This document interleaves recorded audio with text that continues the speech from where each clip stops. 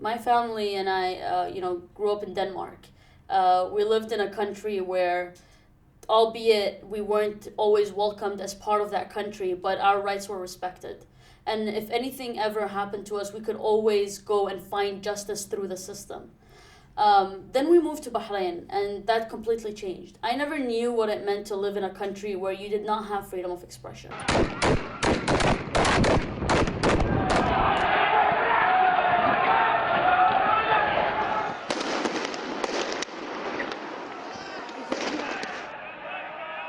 There was an invitation for me to go and testify at the Human Rights Council.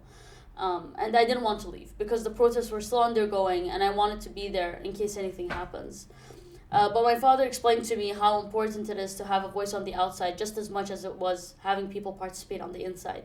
Especially that I had been a witness to the attacks that happened on the 17th of February 2011 when the roundabout was attacked at 4 a.m. in the morning, and I was present there myself.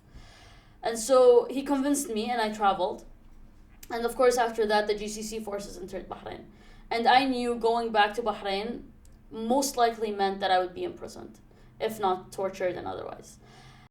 So if people move to gain their rights, to protect their rights, and the government do some kind of reaction, it's not the people's fault, it's the government's fault.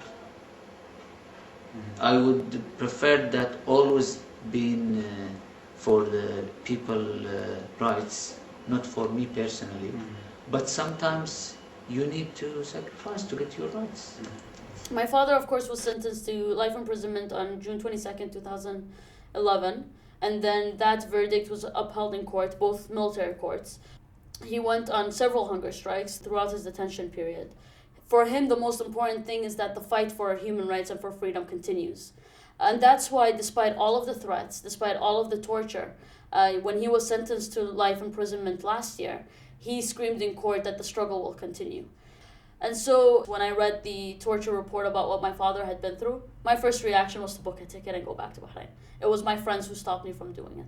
When I saw the video of my sister getting dragged across the roundabout and being arrested violently, again, my first reaction was I need to go back to Bahrain. Because, it's true, being a human rights defender, you always look at the bigger picture, but at the end of the day, you're still a human being. And at the end of the day, the first response or reactions you feel when you see someone attacking your family members is, I need to go back and protect them. And of course, logically, you're not going to be able to do anything about it. Because whether your father is being tortured in prison or your sister is being violently attacked, there's not much you really can do about it. It's just the idea of being present there, that does make a difference. It's very difficult being abroad. But I think I will continue to stay abroad and to try and relate what is going on in Bahrain to the outside community for as long as that's necessary. But given everything we've been through in Bahrain the past year and a half, I've come to realize that as a Bahraini, I don't really matter internationally. I only matter as much as I can make noise around the world, as much as I can embarrass governments into doing the right thing. But other than that, I don't really have an importance as a Bahraini. And so this brings me to my next point, which is that we depend on people like activists within the Amnesty community to really help us bring our voices forward, to make that noise which gives us importance internationally.